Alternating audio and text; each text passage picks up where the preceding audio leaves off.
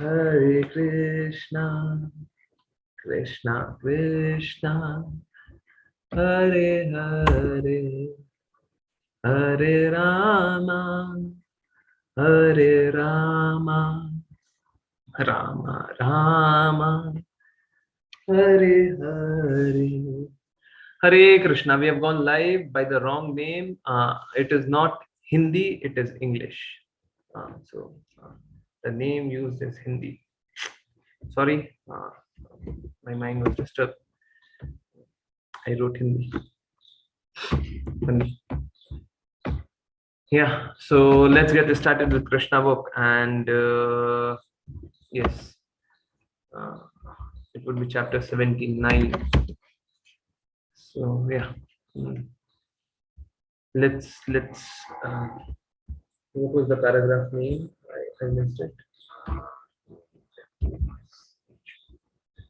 It is clear. It is. So those who want to read may raise their hand, and we will be starting with this one, chapter 79. Continuing with. Yeah. Okay. It is clear. Okay.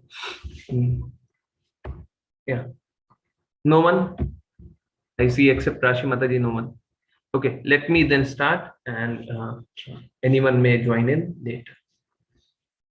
It is clear from the description of Srimad Bhagavatam that when Lord Balrama was visiting the different places of pilgrimage, he properly followed the Vedic system.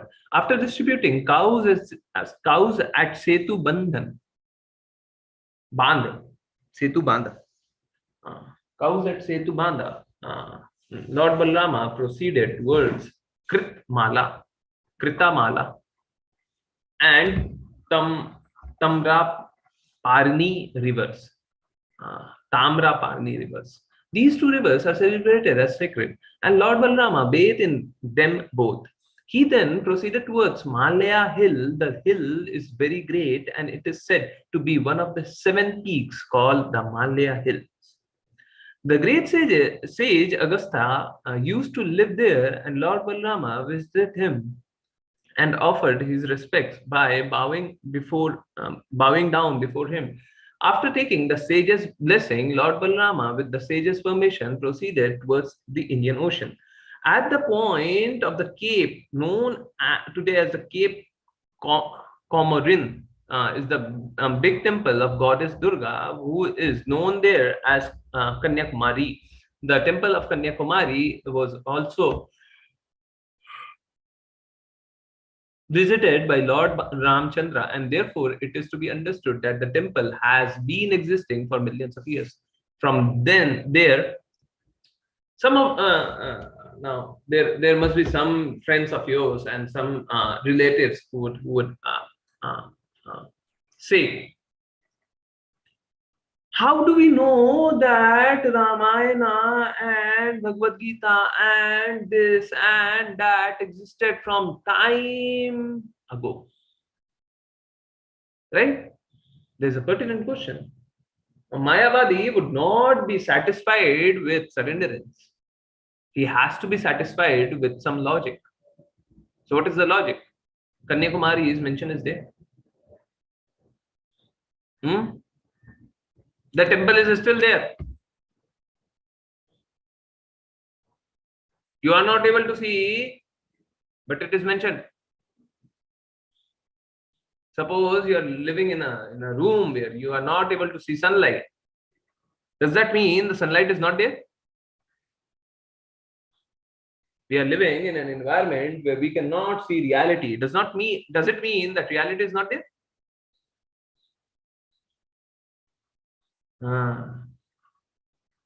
So there are a lot of things that we are not able to understand out of our own small brain. We are not able to understand. And that does not mean that it does not exist. It still exists, even if you understand or not. If you understand or not, that is your problem. Existence of it is a reality.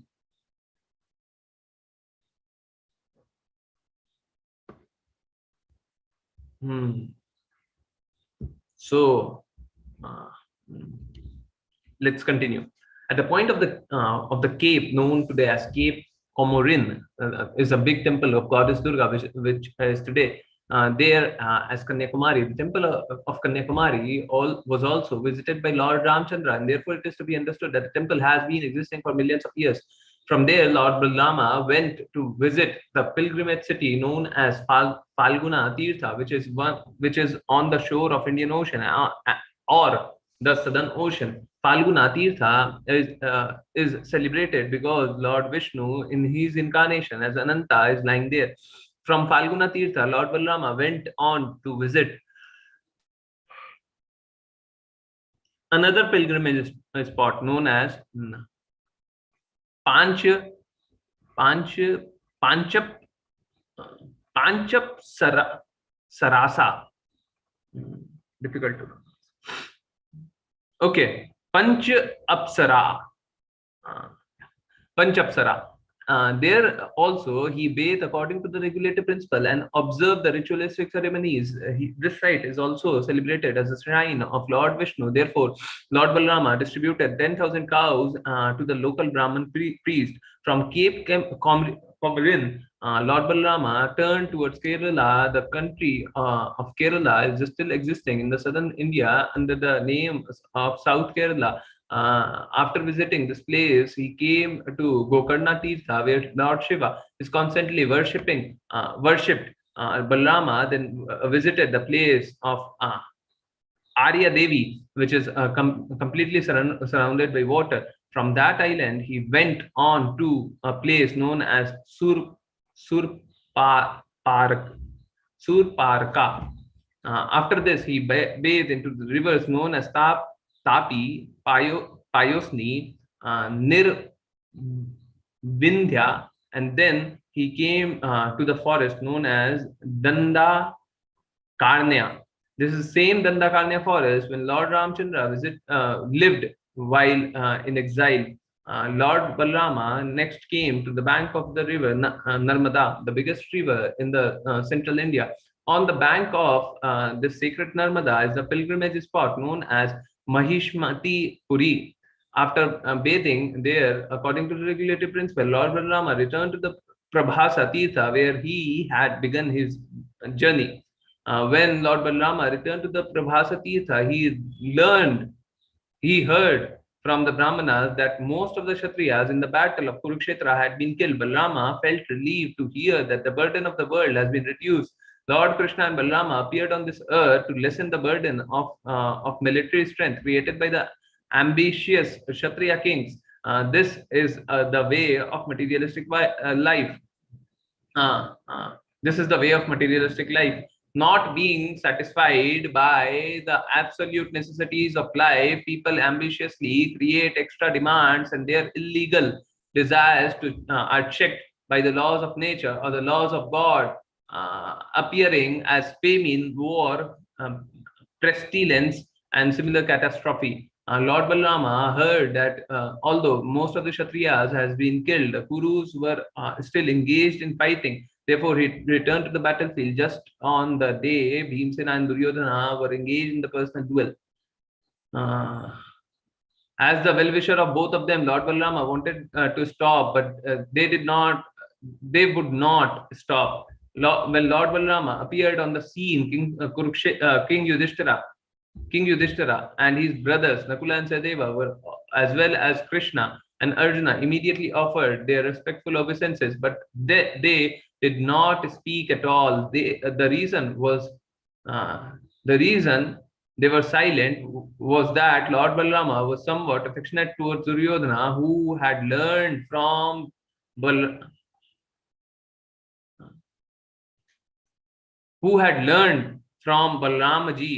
the art of fighting. I was thinking Balarama is talking, how can he say Balaramaji? So Duryodhana has learned the art of fighting from Balaramaji.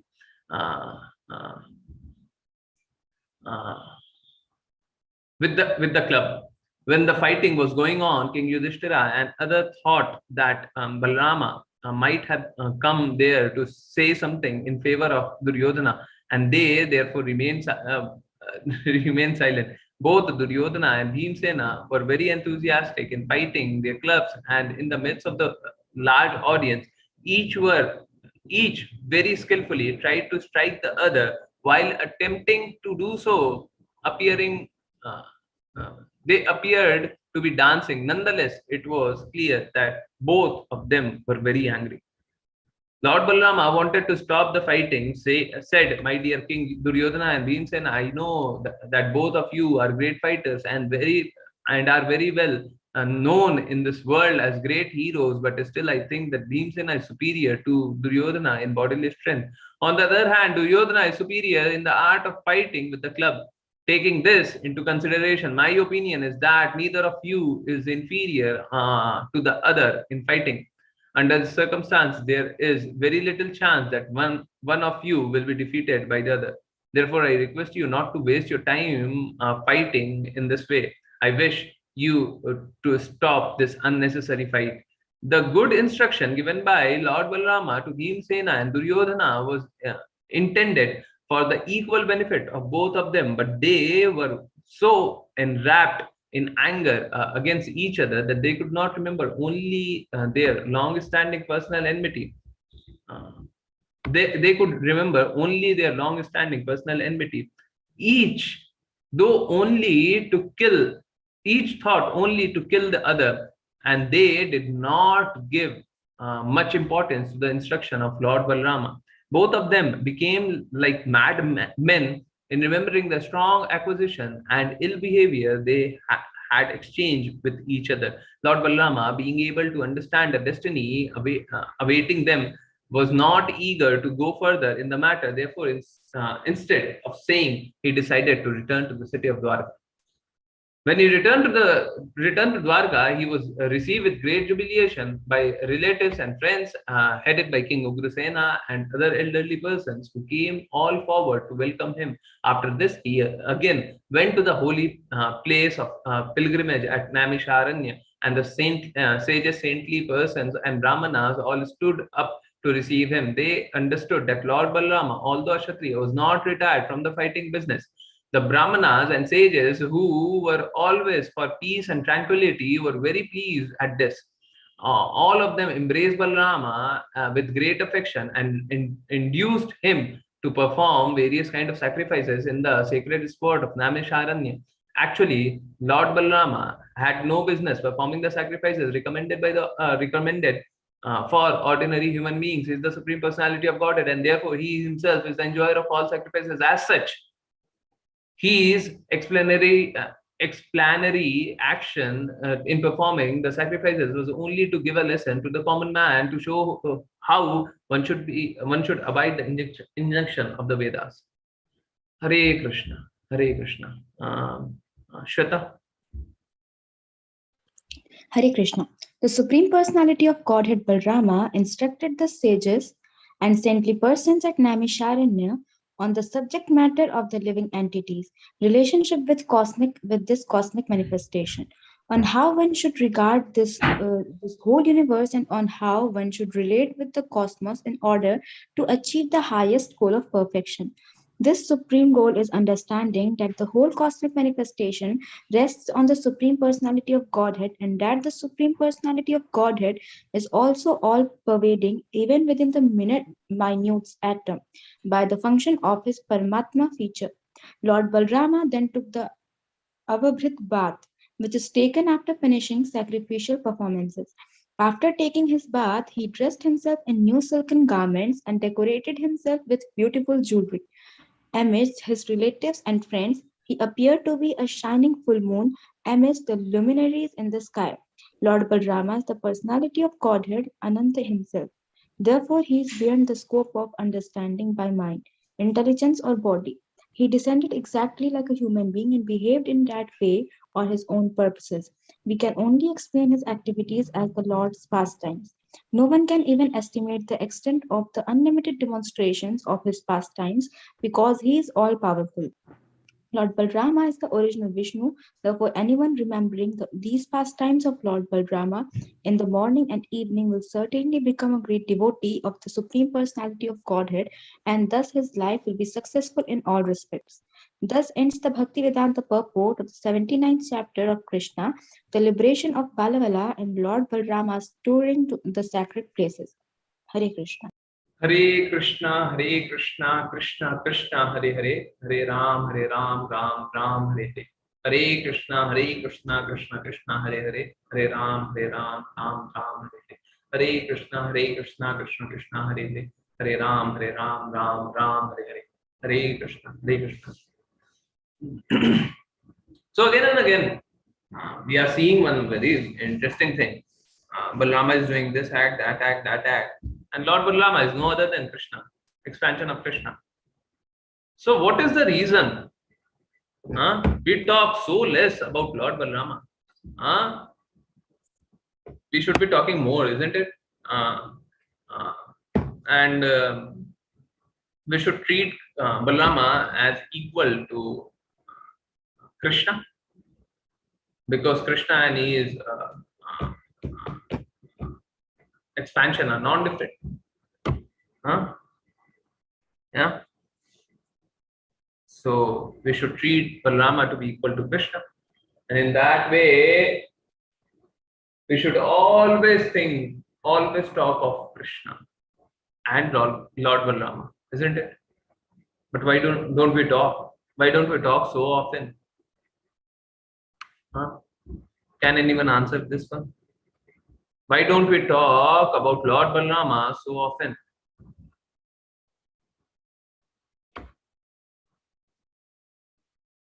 Yes, Rashi Mataji.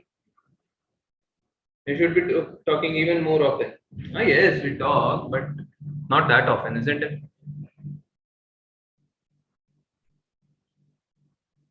Are you able to hear my voice properly, or the noise in the background is making some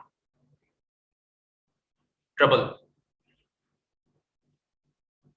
Hare Krishna. There's a lot of noise na, in the background.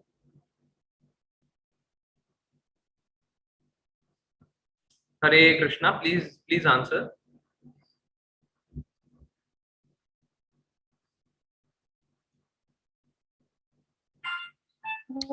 Okay. Just a moment.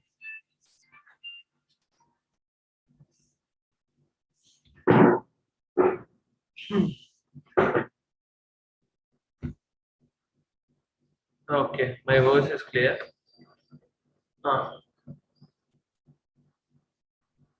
So my question is that we should be talking of Lord Balrama to be equal to Krishna. Why don't we talk of Lord Balrama so often? There must be some reason. What is that reason?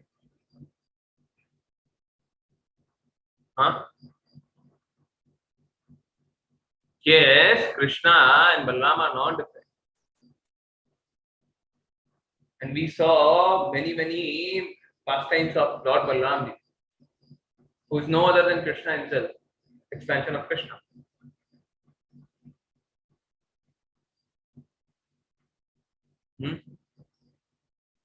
Yes.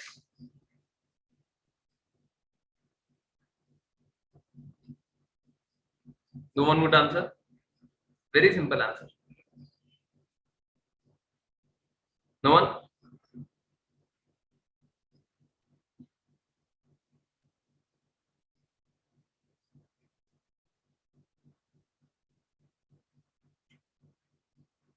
Krishna is supreme. Then Balramji is not supreme. You are thinking Balramji to be different than Krishna. Yes, Balramji is different than Krishna. Is it?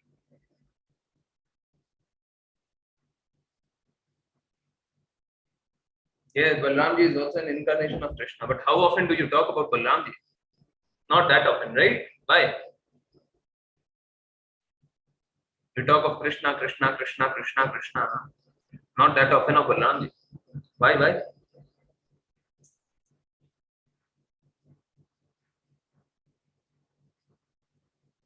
Yes, very simple answer.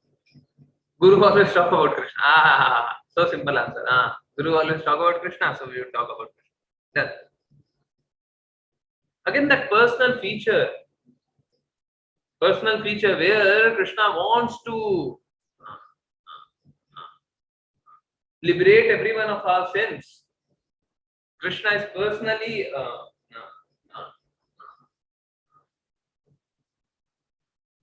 engaged in removal of all our sins, whatever sins we have done in our lives. Krishna is ready to take back.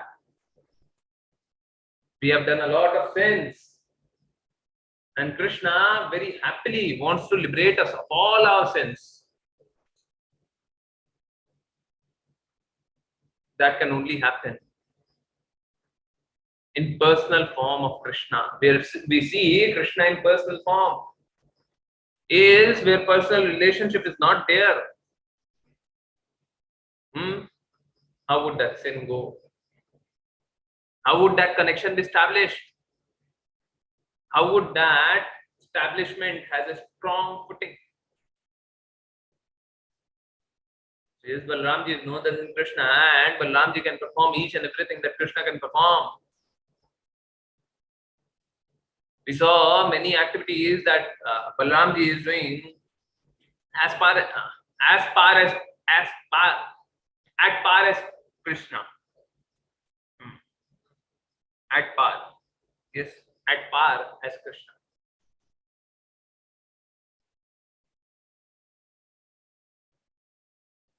So Balramji is not different. But at the same time, like Brahman, Paramatma, Bhagwan, why do we worship the Bhagwan form? Because it is the personal feature of Krishna. Similarly, why this form of Krishna? Because this is personal feature of Krishna. And we have to connect with Krishna in the personal form. Correct? Okay. So this is all for chapter 79. And one more thing. Some people say that Krishna did unfair advantage to Arjuna. No, Krishna has been very fair. On one side, Krishna was there with Arjuna. On the other side, same Krishna was there in the form of Balramji with Duryodhana. He was guiding Duryodhana, but Duryodhana was not ready to understand. Krishna favored Duryodhana to that extent where Balramji is getting angry. When he knew that Duryodhana would be killed. Eventually, Duryodhana would be killed. Both of them, Bhimasena and Duryodhana, had equal strength. And it was very hard for anyone to defeat anyone else, the other person. But he knew that Krishna is standing with Arjuna, with Yudhishthira Maharaj, and thereby with Bhimasena. And also Bhimasena is personally a very, very special devotee. Yes, highest quality of being a devotee.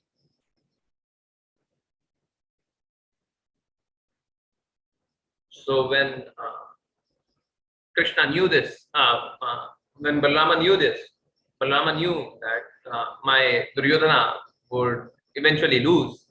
This idiot, he does not understand that he cannot fight Krishna. Yeah, he fought and he was defeated. Yes. So Krishna had been very merciful, and Krishna is very merciful to each one of us. Now, Krishna's meeting with Sudama. Let me start this chapter, and thereafter Rashi Mataji will continue. Chapter 80, the meeting of Lord Krishna with Sudama Brahmana. King Parikshit was hearing the narration of the pastime of Lord Krishna and Lord Balarama from Sukdev Goswami. These pastimes are transcendently pleasurable to hear. And Maharaj Parikshit addressed Sukdev Goswami as follows: My dear Lord, the Supreme Personality of Godhead, Krishna is the bestower of both liberation and love of God simultaneously. Anyone who becomes a devotee of Lord automatically attains liberation without having to make a separate attempt. Because the Lord is unlimited, his pastimes and activities for creating, maintaining, and destroying the cosmic manifestation are also unlimited. I therefore wish to hear about the other pastimes of ease which you may not have described as yet. My dear master, the conditioned soul within the material world are frustrated by searching out the pleasure of happiness derived from the sense gratification. Such desires of material enjoyment are always piercing the hearts of conditioned soul. But I am actually experiencing how the transcendental topics of Lord Krishna's pastimes can relieve one from being affected by such material activities of sense desires, sense gratification. I think that no intelligent person can reject this method of hearing the transcendental pastimes of the Lord again and again. Simply by hearing, one can remain always steeped in transcendental pleasures. Thus, one will not be attracted by material sense gratification. In this statement, Maharaj Parikshit has used two important words, Visana and Visesa Jana. Visana means morose. Materialistic people invent many ways and means to become fully satisfied, but actually they remain morose. The point may be raised that some transcendentalists also remain morose. Parikshit Maharaj, however, used the word Visesa Jana. These are two kinds of transcendentalists. There are two kinds of transcendentalists, namely the impersonalist and the personalist. Vishesha Jana refers to the personalist who are interested in transcendental variegatedness. The devotees become jubilant by hearing the description of the personal activities of the Supreme Personality of Godhead, whereas the impersonalists, who are actually more attracted by the impersonal feature of the Lord, are only superficially attracted to the Lord's personal activities. As such, in spite of coming in contact with the pastimes of the Lord, the impersonalists do not fully realize the benefit of being derived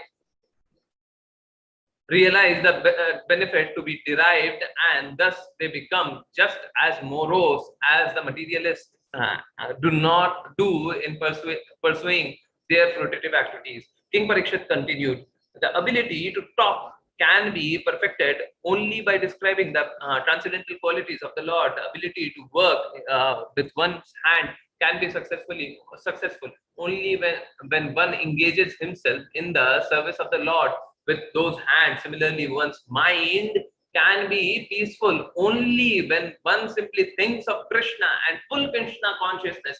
This does not mean that one has to have very great thinking power. One has to understand simply that Krishna, the absolute truth, is all pervasive by his localized aspect of Paramatma. If one can simply think that Krishna as Paramatma is everywhere, even within the atom, then one can perfect the thinking, feeling, willing functions of his mind. The perfect devotee does not see the material world as it appears to material eyes, for he sees everywhere the presence of his worshipable Lord in his Paramatma feature. Just one more time. The perfect devotee does not see the material world as it appears to material eyes, for he sees everywhere the presence of his worshipable Lord in his Paramatma feature. Hare Krishna. This qualifies for Arya update.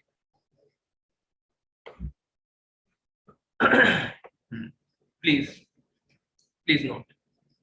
Maharaj Parikshit continued by saying that the function of the ear can be perfected simply by engaging in the hearing the transcendental pastime activities of the Lord, and function of the head can be fully utilized when the head is engaged in bowing down before the Lord and his representative. That is, that the Lord is represented in everyone's heart is a fact, and therefore the highly advanced devotee offers his respect to every living entity, considering that the body is a temple of the Lord. But it is not possible for all men to come to that stage of life immediately, because that stage is for the first class devotee. The second class devotee can consider the Vaishnava consider the Vaishnava or the devotees of the Lord to be representative of Krishna, and devotees who are just beginning, the neophyte, the third class devotees can bow their head before the deity in the temple. So first class devotee would see Krishna everywhere. Yes, I'm just reading what more is there. First class devotee, please note down. I want some this in summary. Riya, are you noting down? First class devotee, uh, you can write this line for first class devotee. Yeah, first class devotee hyphen this one line. Yes, and thereafter second class devotee. Uh, uh,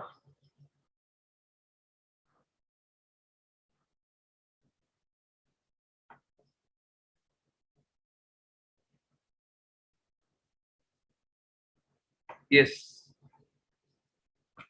Then the head is engaged in bowing down before the Lord and his representatives.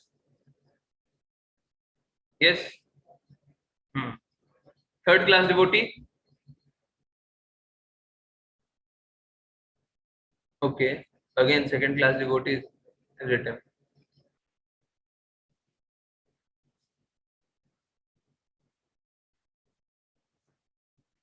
Hmm.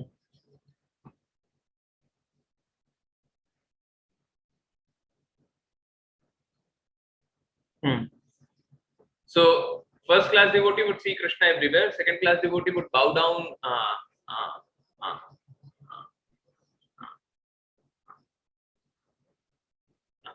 in front of devotees of Krishna. The third class devotee would go to temple uh, uh, and bow down before the deity or the spiritual master. Yes. Hmm. So actually, please understand this part. We should not consider ourselves as first class devotee ever. Ever. Huh? We should never consider. They should never consider. In fact, given a choice between being a first class devotee and a second class devotee, we should think second class devotee is better. That is lower, and we should think that is better. You know why?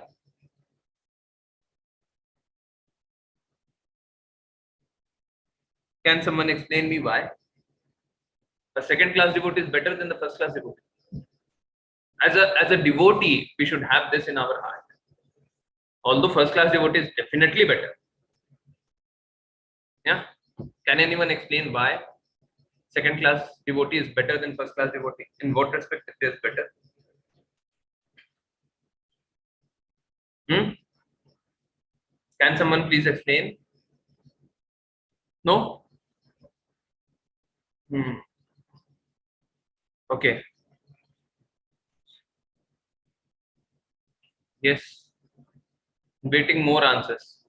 Humility. More. They are more humble. Second class devotee is more humble. What more?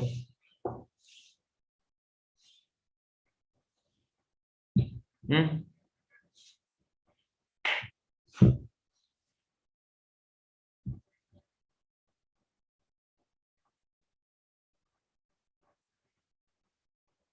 Can someone explain? A second class devotee is better than the first class devotee. Can someone explain me this part?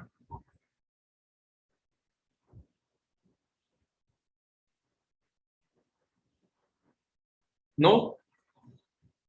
Okay. Look, Krishna is more happy when one glorifies devotee. One more to this one only. Expand this line. So thoughts of pure devotees dwell in the heart of Krishna. When would Krishna be happy? When his devotees would be told about the signs of Krishna, yes, when you would tell about signs of Krishna, and when you would serve devotees, then he would be happy, isn't it? He would be happier when you would tell the signs of Krishna to each and everyone. When you would serve other Vaishnavas, then Krishna would be happier. Yes, so you can always think about Krishna all the time, but second class devotee, when you are serving the representative of Lord, Krishna would be happier. You would be closer to Krishna when you would be a first class devotee, but you would be Krishna would be very happy with you when you are a second class devotee. Yes, achintya bheda bheda.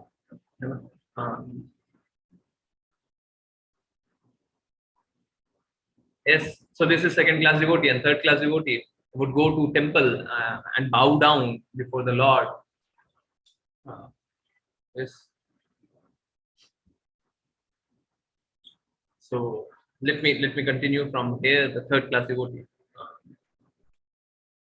The second class devotee can consider the Vaishnavas or the devotees of the Lord to be the representative of Krishna, and the devotee who is just beginning, the neophyte, the third class devotee, can bow down his head before the deity in the temple and before the spiritual master. Now, just in the same breath, someone who has bowed down in front of his spiritual master but has completely surrendered. This is a catch. He is completely surrendered. He is better than every class. Krishna may or may not ask him to come. Yeah. Krishna is a very merciful father. He would not want anyone to do bad, but he may by his own sweet will want us to do something else, something. But a guru is motivated. He has one objective. He wants to see you closer to Krishna. Just that.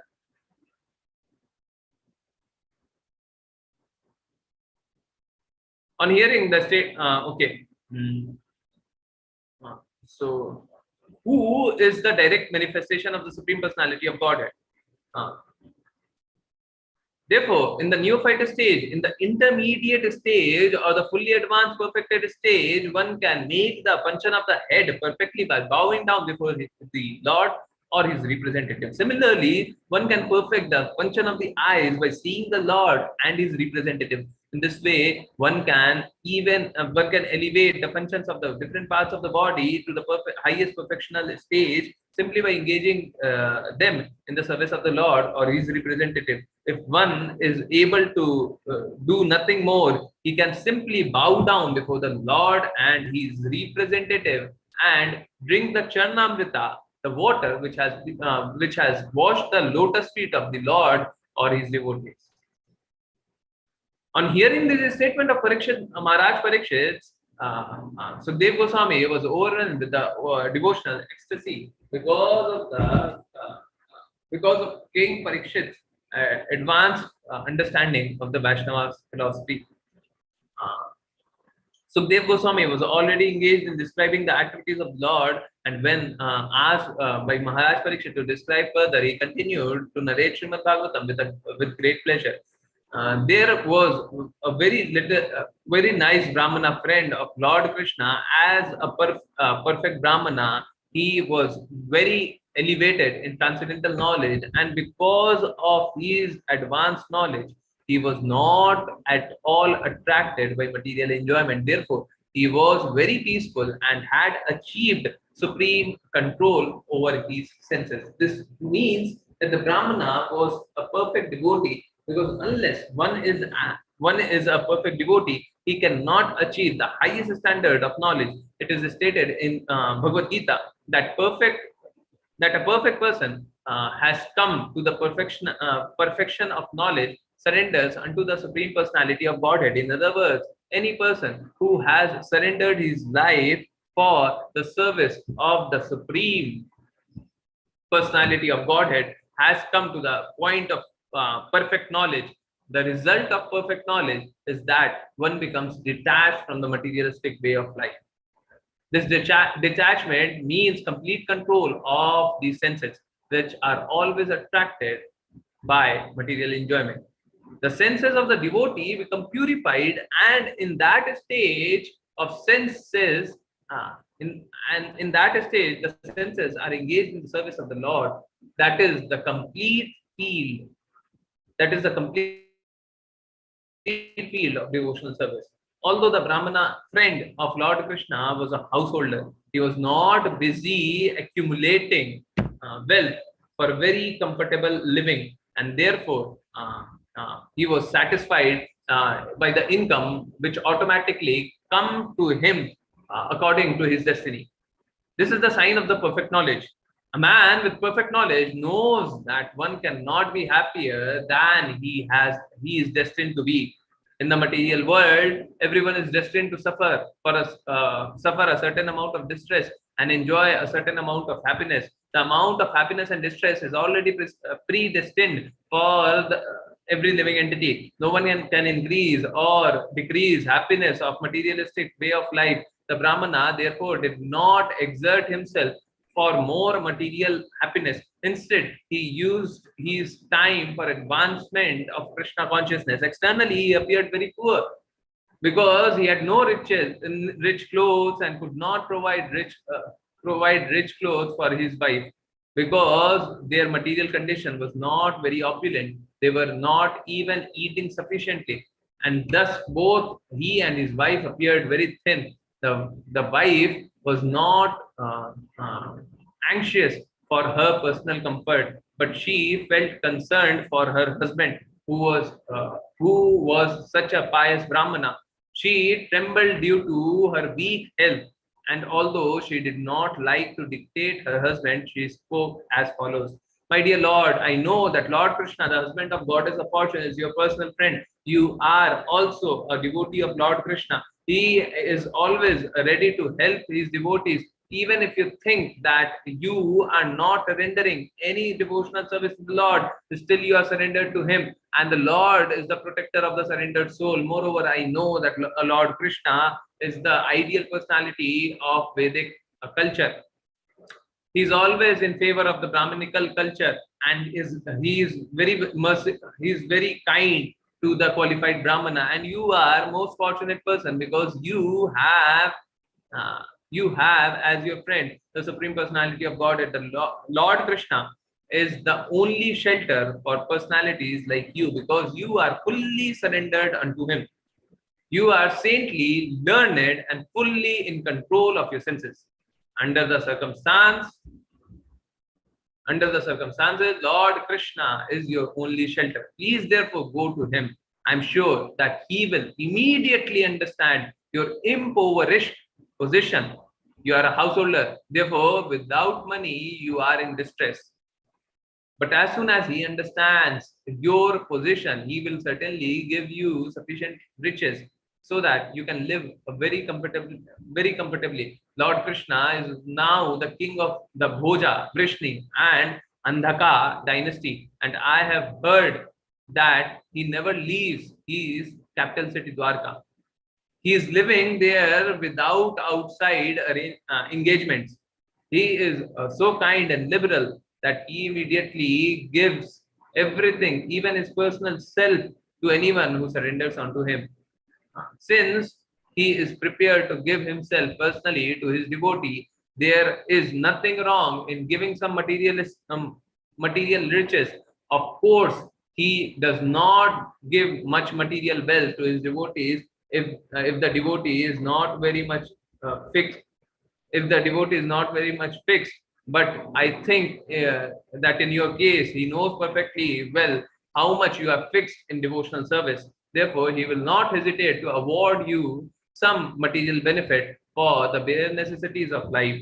In this way, the wife of Brahmana again and again requested in great humility and submission that he go to Lord Krishna. The Brahmana there thought that there was no need to ask material benefit from Lord Krishna, but he was induced by the repeated request of his wife. Moreover, he thought, if I go there, I shall be able to see the Lord personally, and that will be a great opportunity, even if I do not ask any material benefit from him. When he had decided to go to Krishna, he asked his wife if she had anything in the home that he could offer to Krishna, because he must take some presentation for his friend. The wife immediately collected 4 palmfuls of chipped rice from her neighborhood friends, and tied it in a small cloth like a handkerchief, and gave it to her husband to present to Krishna. Without waiting any longer, the Brahmana took the presentation and proceeded towards Dwarka to see his Lord. He was absorbed in the thought of how he would be able to see Lord Krishna. He had no thought within his heart other than Krishna. It was, of course, very difficult to reach the palaces of kings of the Yadu dynasty, but Brahmanas were allowed to visit. When the Brahmana, a friend of Lord Krishna, went there, he, along with other Brahmana, had to pass through 3 military encampments. In each camp, there were very big gates, and he also had to pass through them. After the gates and camps, there were 16,000 big palaces, the residential quarter of the 16,000 kings of Lord Krishna. The Brahmana entered one palace which was very gorgeously decorated. When he entered the beautiful palace, he felt that he was swimming in the ocean of transcendental pleasure. He felt himself constantly driving and surfacing in the transcendental ocean. At that time, Lord Krishna was sitting in the bed seat of King Rukmani. Even from the considerable distance, he could see the Brahmana coming to his house, and he could recognize him as his friend. Lord Krishna immediately left his seat and came forward to receive the Brahmana friend. And upon reaching him, embraced the Brahmana with his 2 arms. Lord Krishna is the reservoir of all transcendental pleasure. Yet he himself felt great pleasure upon embracing the poor Brahmana, because he was meeting his very dear friend. Lord Krishna had him seated on his own bedstead, and personally brought all kind of fruits and drinks to offer him, and is proper in receiving a worshipable guest. Lord Sri Krishna is the supreme pure, because he was playing the role of an ordinary human being. He immediately washed the Brahmana's feet, and for his own purification sprinkled the water on his head. After the Lord smeared the body of Brahmana with different kinds of scented pulp, such as sandalwood, aguru, and saffron, he immediately burned several kinds of scented incense, and and as is usual, offered him arti with burning lamps. After thus offering him an adequate welcome, and after the Brahmana had taken food and drink, Lord Krishna said, "My dear friend, it is a great fortune that you have come here." Hare Krishna. So Krishna is welcoming Sudamaji. Yes. Hare Krishna. Rashi Mataji. Hare Krishna Prabhuji. The Brahmana, being very poor, was not dressed nicely. His clothing was torn and dirty, and his body was very lean and thin. He appeared not very clean, and because of this weak body, his bones were distinctly visible. The goddess of fortune, Rukmani Devi, personally began to fan him with the Kamara fan. Chamara. Kamara. Chamara. Chamra fan. Chamra fan. But the other women in the palace were astonished at Lord Krishna's behavior in receiving the Brahmana in that way. They were surprised to see how eager Lord Krishna was to welcome this particular Brahmana. They wondered how Lord Krishna could personally receive a Brahmana who was poor, not very neat or clean, and poorly dressed. But at the same time, they could realize that the Brahmana was not an ordinary living being. They knew that he must have performed great pious activities. Otherwise, why was Lord Krishna, the husband of goddess, the husband of the goddess of fortune, taking care of him so much? They were still more surprised to see that the Brahmana was seated on the bedstead of Lord Krishna. They were especially surprised to see that Lord Krishna had embraced him exactly as he embraced his elder brother Balramji, because Lord Krishna used to embrace only Rukmani or Balram and no one else.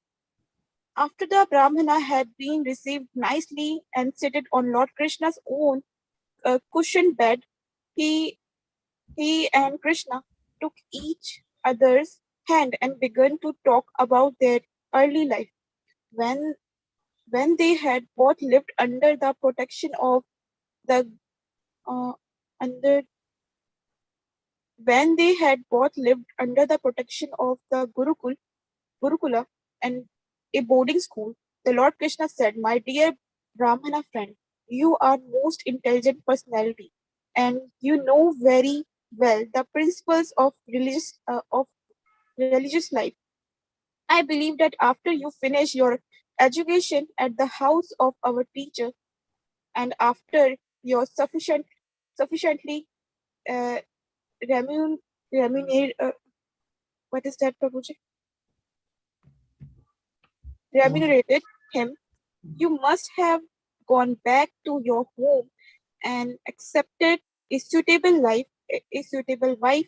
I know very, I know very well that from the beginning you were not at all attached to the materialistic way of life, nor did you desire to be very opulent material, and therefore you are in need of money in this material world. Persons who are not attached to material opulence are very rarely found. Such unattached person haven't the least desire to accumulate wealth and prosperity for sense of gratification, for sense. Let me read from here. Such Hare Krishna. unattached persons have not the least desire to accumulate wealth and prosperity for sense gratification, but sometimes they are bound to collect money just to exhibit the exemplary life of a householder. They show how a proper distribution of wealth can become an ideal householder, at the same time a great devotee. Such ideal householders are to be considered followers of my footsteps. I hope, my dear Brahmana, friend, that you remember all those days of your school life when you and I were living together at the boarding school. Actually, when whatever knowledge you and I received in life was accumulated in our student life. If a man is sufficiently educated in his student life under the guidance of the proper teacher, his life becomes successful in future. He can very easily cross over the ocean of nescience, and he is not subjected to the influence of illusionary energy. My dear friend, everyone should consider his father to be his first teacher, because by the mercy of one's father, uh, one gets this body. The Father is therefore the natural spiritual master, and our next spiritual master is He who initiates us in the transcendental knowledge. He is to be worshipped as much as I am. The spiritual master may be more than one. Uh, the spiritual master may be more than one. The spiritual master who instructs the disciple about the spiritual matters is known as Siksha Guru. The spiritual master who initiates the disciple is known as Diksha Guru. Both of them are my representative. There are many spiritual masters who instruct, but the initiator, spiritual master, is one. A human being who takes advantage of these spiritual masters and receiving proper knowledge from them crosses the ocean of material existence is to be understood as having properly utilized the human form of life. He has practical knowledge that the ultimate interest of life, which is to be gained only in this human form, is to achieve spiritual perfection and thus be transferred back home, back to Godhead. My dear friend, I am Paramatma, the super soul present in everyone's heart, and it is my direct. I think we are hitting time. Should we continue from next time? From here next time, my dear friend, I am Paramatma. Yeah. Okay. Those who have any question may ask any question. So we have a bit more left in this one. Yeah. Uh,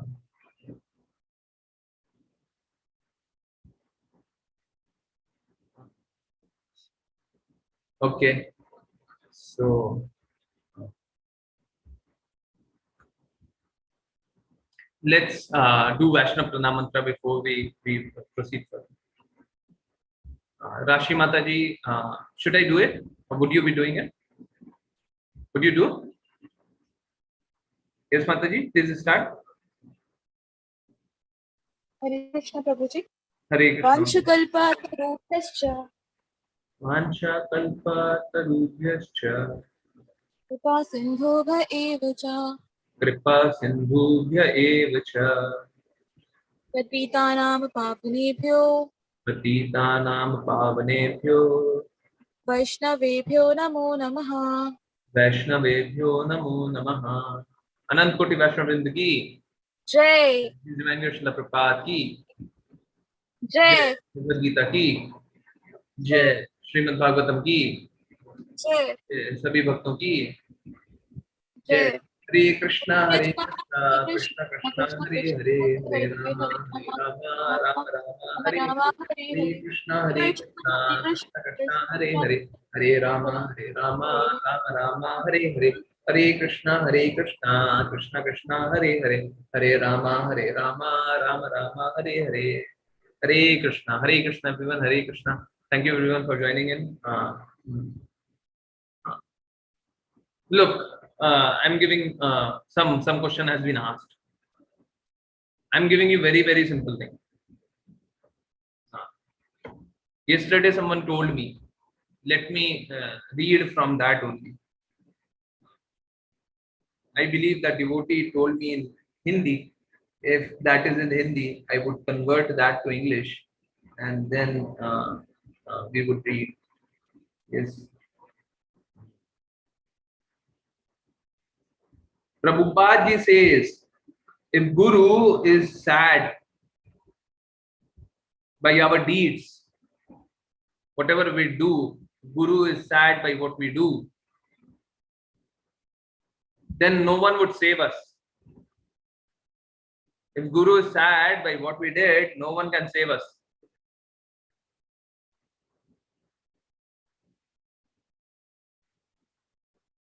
So, we all should be instruments in the hands of Guru. And if you are making me sad, then it is for you to understand. I would not be telling you any further.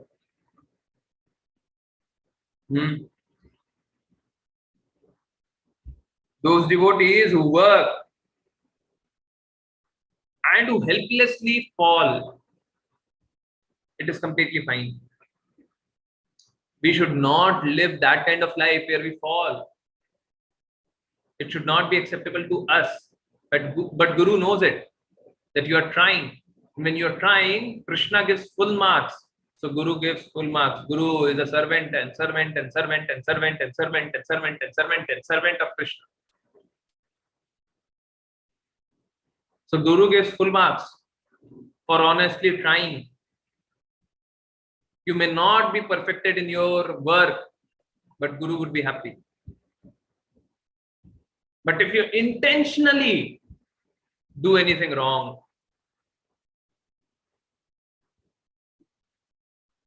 I often say this, we should never fear anyone else. We should fear ourselves, our deeds. And if you are intentionally making your guru sad, intentionally, then trust me, not today, not in next 10 years, not in next 100 years, it would be very difficult for you to proceed in your bhakti life ever, if you intentionally do mistakes and intentionally take it very light to make your guru sad. It's okay. He always says these things. How many times could I consider? I would not be doing. I should not be thinking. But I would do what I feel. You would do what you feel. If you do this way, let me tell you, a guru would never be happy. And if a guru is never happy, rest assured, you would never be happy in your spiritual life. Never. That's all. I think we should understand this part.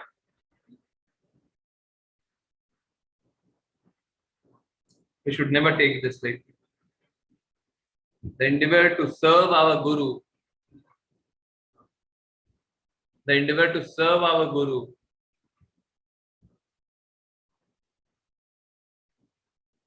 and to please him, we must please our guru, should never be lost. Yeah. For the pleasure of His Divine Grace Srila Prabhupada, for the pleasure of our guru, for the pleasure of Krishna. Many thanks for joining in. Those who have any further question may ask.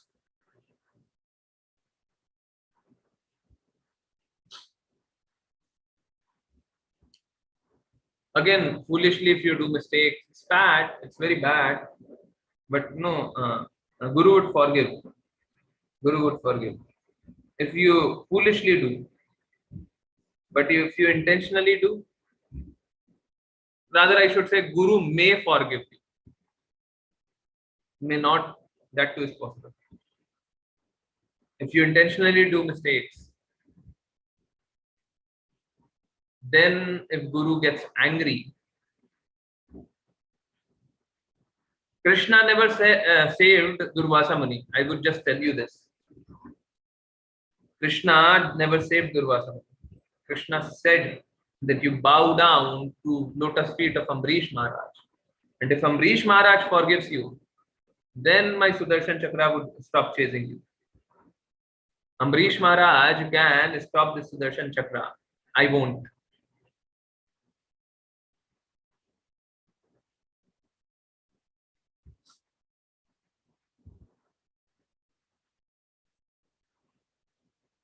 Intensely,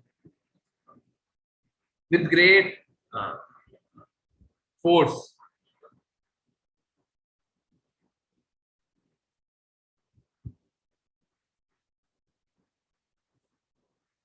Yeah, that's all. If you have any further question, you may ask. Done. Thank you everyone for joining in. Keep on joining, keep on chanting Krishna's name, and keep on passing Krishna's name to everyone. Hare Krishna, Hare Krishna, Hare Krishna.